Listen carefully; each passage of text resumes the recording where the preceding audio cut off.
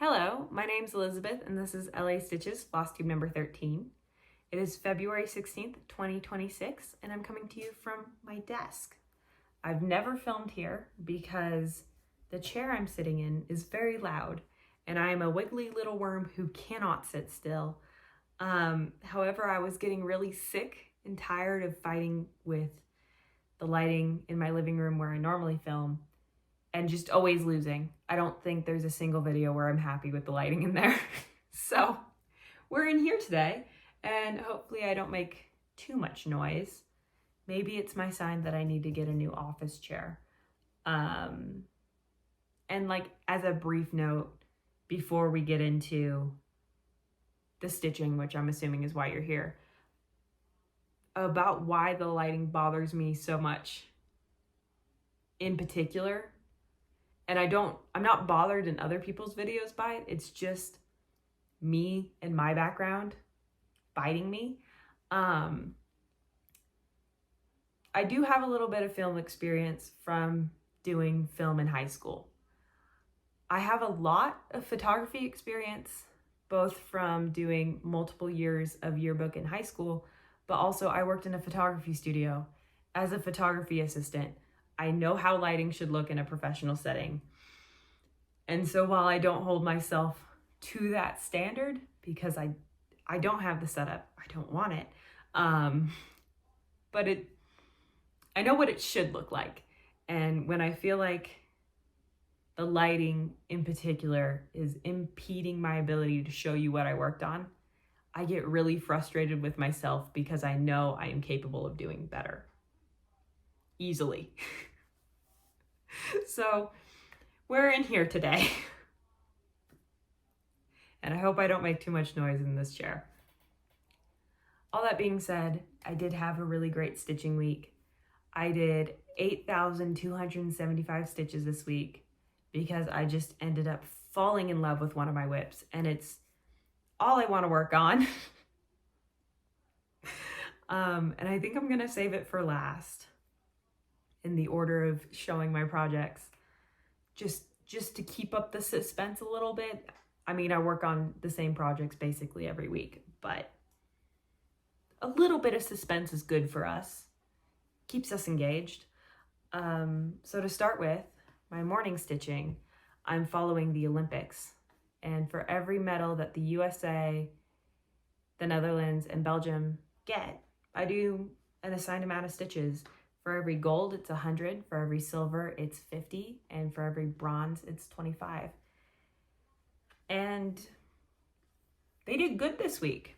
So to start with, here is Joyful World February from the Snowflower Diaries, stitched on 20 count Vintage Country Mocha Ada, 1/1. And I did 1,204 stitches to bring this to a finish. And it's so cute. I am doing my own color conversions on these. I haven't posted what this one is yet, but I love it so much. I think it's so cute and I can't wait to do March in March. And I'm gonna put it back because it sits there on my desk and I get to look at the ducks every day. I'd put it back here, but there's actually not space where you'd be able to see it. So after I finished February, I didn't have a super strong opinion on what I wanted to work on. So I spun a wheel because that's the trendy thing to do when you don't want to make a decision about what to stitch on. And hopefully this is given enough time for it to like show up and spin. But it selected Pokemon Color Wheel. I'm doing a Pokemon from it every month this year. And so February's is Omastar. And I want to apologize because he's not done, A, but B, if you're not familiar with Pokemon, or like only in passing familiar with it, so you've only seen the cute ones, Pokemon does stand for Pocket Monster, and Omastar is definitely much more in the monster variety of Pokemon. So here he is. He's this one. Let me see if I hide, if it'll focus a little bit better. He's this guy coming in here. And I've done 696 stitches on him, bringing the piece total to 3,106, or 1.65% complete. He's a horrifying little monster. Hopefully he's better once he's fully stitched. Because Kay came over to look at what I was stitching on this morning. He's like, oh, what is that? I was like, oh, you know, I told you I was working on Omastar this month. And he's like, I don't like that. So hopefully it looks a little bit better once it's done. Yeah. And Pokemon is stitched on a white 28 count Lugana.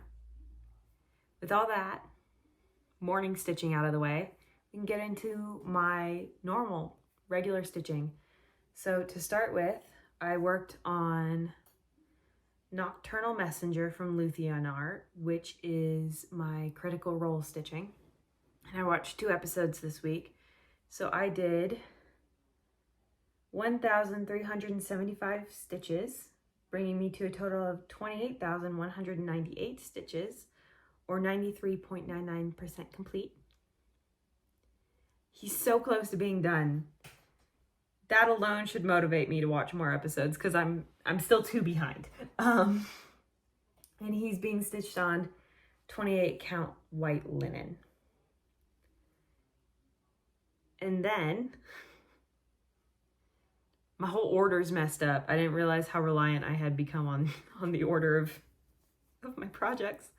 Then I worked on Chocolate Border Collie, which is my gridiron grind stitching. I'm currently working through the Steelers 1949 season. And I did, it is the front, good. I did 278 stitches into the Border Collie. I think it was in this ear. And then 345 stitches into this flower, for a total of 623 stitches this week and 15,240 stitches overall, or 24.19%. I love her so much. I keep meaning to get a picture of the dog that this is based off of in my mind, and I haven't yet. Maybe next week. And then, but like my final regular stitching before we get into the behemoth that took all of my attention this week, just stole my heart and ran away with it. I worked on Secret Garden Cat, which is a crop of Cat Shelf 3 from Randall Spangler, charted by Hayde. And I think my before picture is like way down here. I did 417 stitches, bringing me to a total of 13,436 stitches, or 79.71% complete. And this is what I work on for Great British Bake Off stitching alongside Jen the Caffeinated Crafters, like schedule of working through previous seasons. So she's almost done as well, which is just great. Give me another moment. Sorry, I know that there's going to be a lot of cuts in this, but it's time for the big reveal. The project that stole my heart and ran away with it was From the Ashes, which is artwork by Abraham Hunter. I'm doing the large version charted by Artecy, and I can't hide what I did. Like I like to like hide it and be like, here's the first part I did, and then I did this, and then I did this. I have a wall here. I can't. So here we are. I did 3,960 stitches this week, bringing me to a total of 9,206 stitches, or 4.07%. So to start with, I finished up my February WIPGO call, which was finishing this page.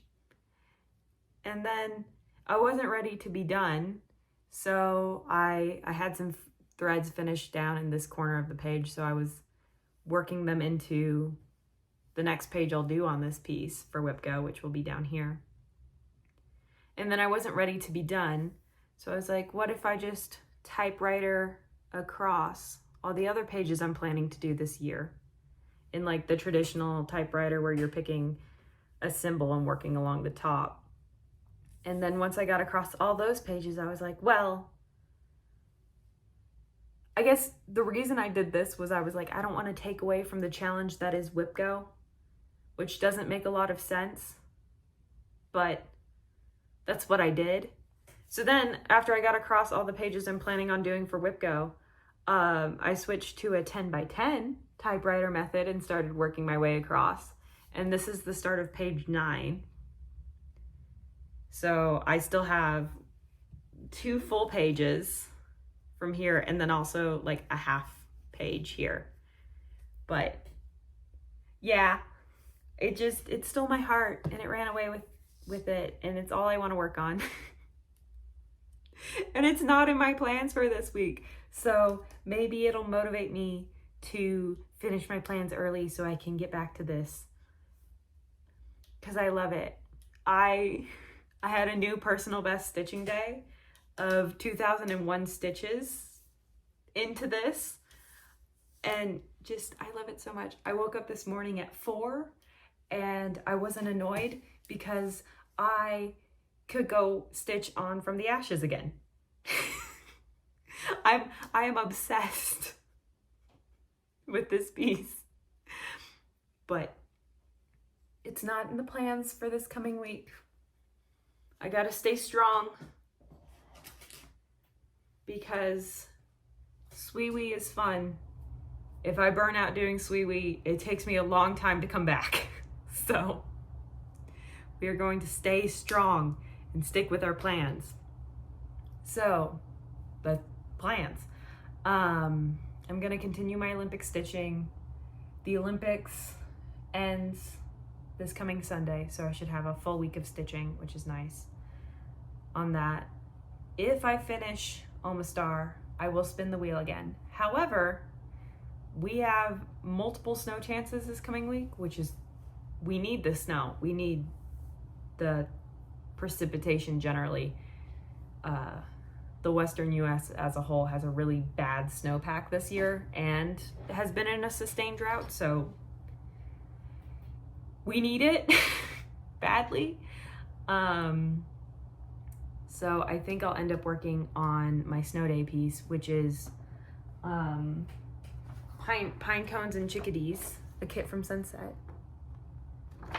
There's benefits to filming here, I'm realizing, beyond the lighting. So we'll see how much snow we get. My metric for snow day stitching is if I start my morning stitching and it snows after that, I don't switch projects. It'll just be if it snows between when I start that piece and the next morning, I will stitch on snow, even if it melts that day. It's a snow day. I woke up, there was snow on the ground, or the previous evening it snowed, I saw it. That's my bar for snow day stitching is really low. Other than that, I will work on my second February Whip Go Call, which is a page finish into Summer Moon, which is also artwork by Abraham Hunter, also the large version from Artecy, also stitched on 28 count Monaco. And because I have it here, I can show you. So I'll be working on this page here. And I mean, maybe I'll fall in love with this piece too and just go on a little adventure. Probably down this way actually, because there's horses down here that are much faster to get to than the bears in From the Ashes, but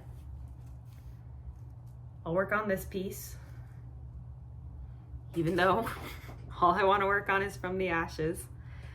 I will also hopefully do some more Critical Role stitching. I have 2 episodes to watch, so maybe Nocturnal Messenger will get done. How many stitches does that have left? I do 9-week calendars that I draw for myself, and because I'm at the start of a new one, I have the stitches remaining accurate on the right side. So Nocturnal Messenger has 1,802 stitches left. I don't know if 2 episodes is enough to do that. 3 would. 3 episodes would. Maybe not 2. So, Nocturnal Messenger probably won't be done this week. But maybe I'll watch some episodes and get it closer. As far as this piece back here, this is Into Dreamland from Letty Stitch. It's a kit. I work on this during our home D&D campaign that's been on pause the last few weeks. I don't think we'll do it this week. I don't think we'll have a session this week, but if we do, I'll work on that. Other than that, Gridiron Grind, I need to do 240 stitches into the Border Collie and 260 stitches into the background for 500 stitches total. And for Bake Off stitching, I need to do 405 stitches for season 5, episode 8. And that's all the plans. So if I get all of those done, my reward will be from the ashes.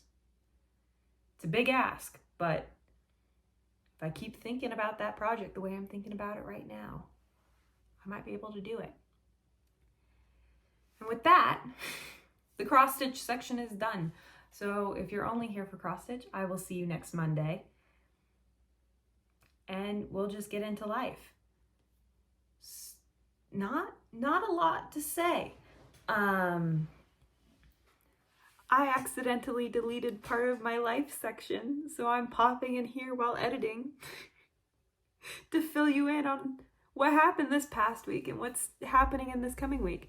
So this past week, Kay had an appointment.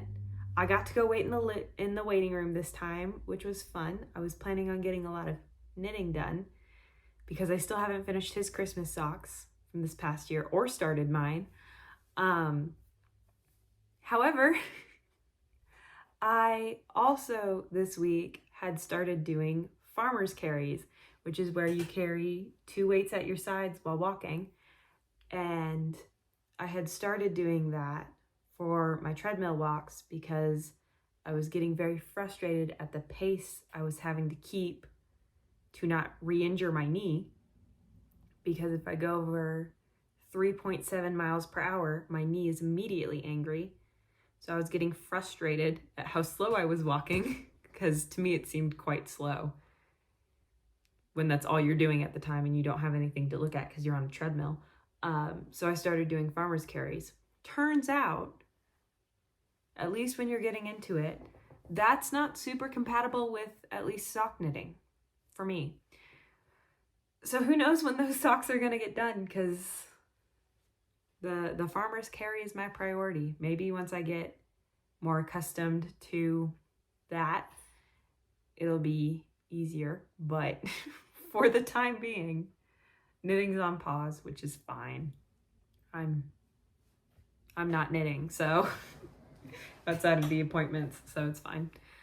Other than that, the only other notable thing I think that's worth noting, oh my gosh, is we went on impulse and got ice cream for Valentine's Day, which was really nice and just like a fun whim. I was very boring. I got sweet cream ice cream with fudge and caramel sauce mixed in.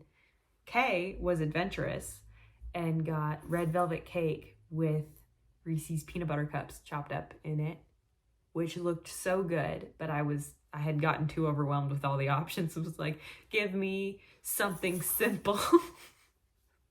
So, as far as this upcoming week, there's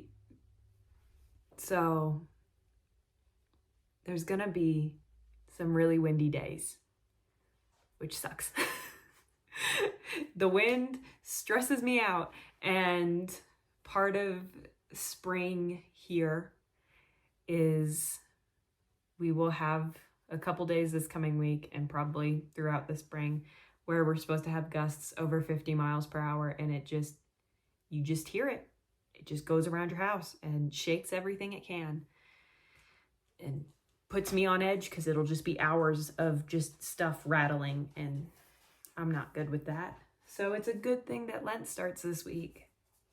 I don't follow Lent in a necessarily super religious sense, but I take it as an opportunity to reevaluate my habits, and if there's anything in particular that I think might be negatively impacting my mental health, I take a 40-day break from it.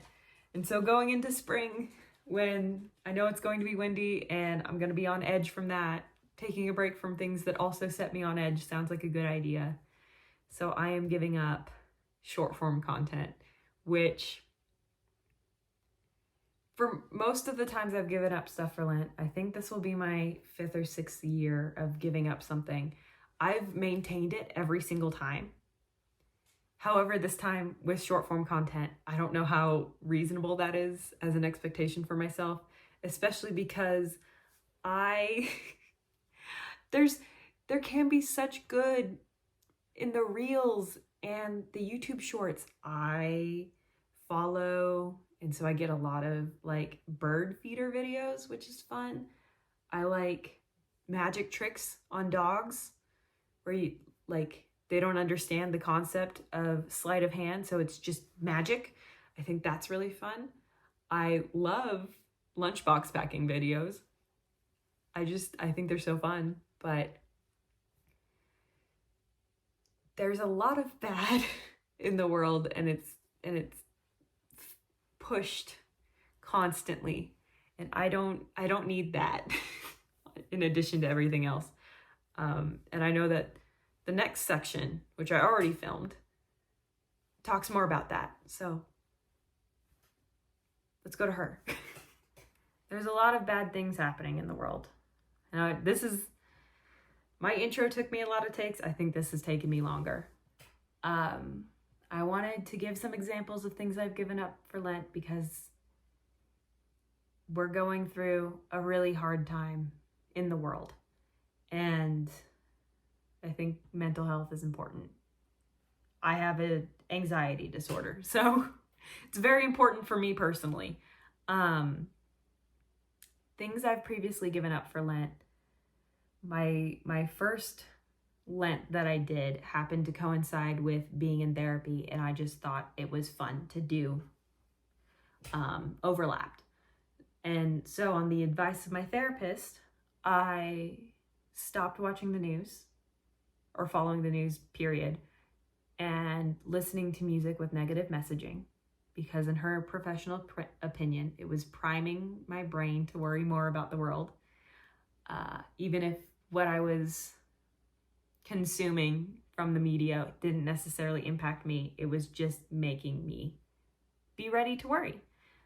And she was right, because I immediately felt better once I stopped getting the news alerts on my phone. So that's a suggestion I have for you. I mean, you're not the news's emergency contact. They don't need to reach you at all hours of the day. Another one that surprised me with its efficacy. I don't know how many people fall into this category, but I, for quite a while, read a lot of snark and criticism and commentary of a couple different groups of people. And I gave it up because I didn't want to be part of exacerbating negativity in the world. I think it has a place, but I think criticism and commentary have their own places in the world, and I do still, I seek out authorities on subjects to hear their opinions on things, but when it gets into the court of public opinion, it very quickly can devolve into classism and racism and sexism and all these different internal biases people have that and hold, and they don't necessarily realize that that's where their dislike of somebody is coming from. And I want the philosophy and the ethics and the facts if we're talking about why somebody is wrong. I don't want it to be based on their background or what they look like. I want it to be rooted in something a little bit more tangible, I guess, if that makes sense. And like I said, I had walked away from that, or I'd gone into Lent giving that up, thinking that I just didn't want to be part of negativity in the world, even though it was just through reading it. And I quickly found that even though none of that messaging was directed towards me, it had impacted how I was talking to myself. And I immediately started feeling a lot better about myself. So if you happen to fall into that camp, I highly recommend taking a break from it just for a little bit to see if it's impacting how you feel about yourself, because it might. And then as far as why I'm giving up short form content for this year, because while I feel like this might be a little bit of a controversial opinion, I think it's worth noting is it's very easy to, once you've drawn an opinion, fall into one of two camps. If you, by revisiting and looking up more information and looking up more information and looking up more information, and you can either fall into the, I don't have enough confidence in myself to hold opinions on things, and so I'm continuously looking up information in the hopes that suddenly I will be confident in the opinion I hold, which is not, that's not going to work. I'm going to tell you right now, I've been there, that doesn't work. You just kind of got to accept that that's the way you feel, and like all things, hold it very gently.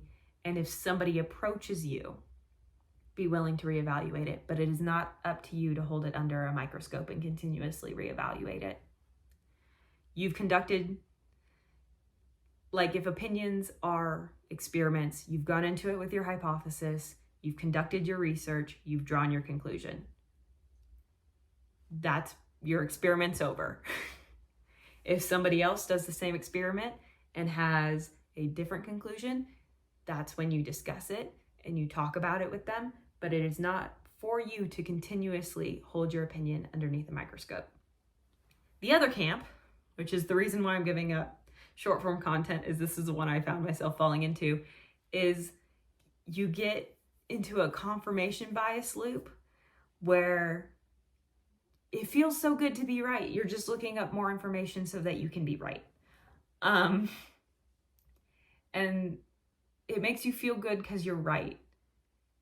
But the things you're reading don't make you feel good. They make you feel real bad. If we're being honest with ourselves, there's quite a few things going on in the world that fall into that category. So take your pick. And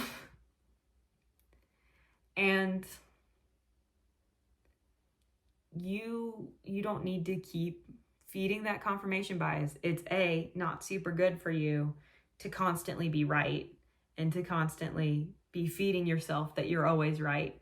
You know, that's a problem that they're finding with the AI chatbots being too affirming, is that it's leading to AI psychosis because people are always being told they're right, which is not good for anybody.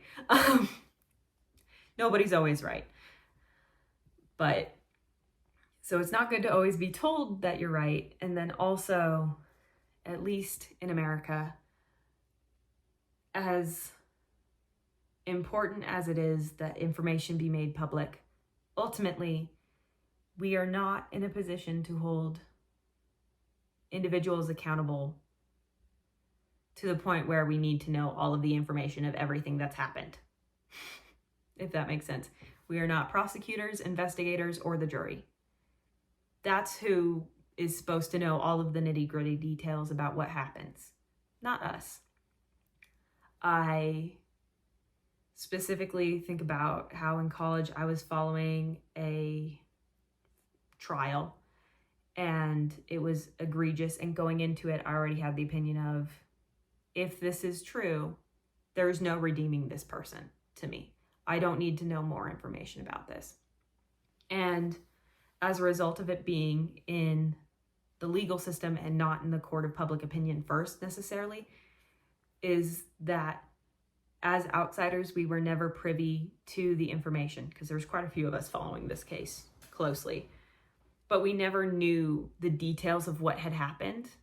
We just knew the general of what he was being charged with and the evidence that they had against him. And then we had what the jury decided. And that was enough. I didn't need to know more than that. Sorry, I like to mess with my desk. But I didn't need to know the details.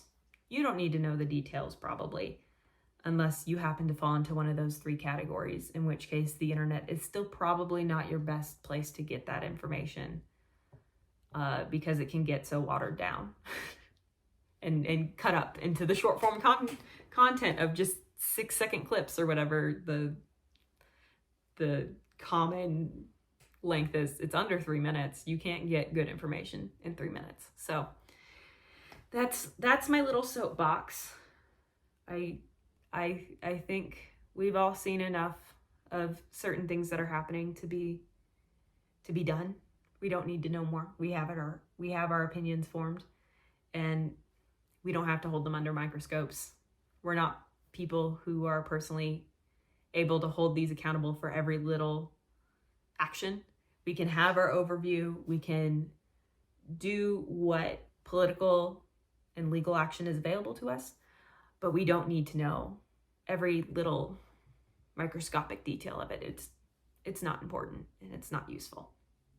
So all that being said, I hope you have a good week.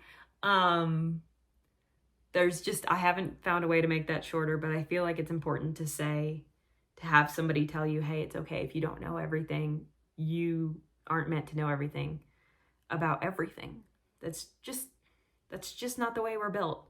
And it's okay to go, I have my opinion. Here it is. I'm holding it loosely, but I don't need to continuously look at it. It can just be there and I can evaluate it when the time comes. So I will see you guys next Monday. I hope you have a good week. I hope I get to work on From the Ashes, and I'll see you then.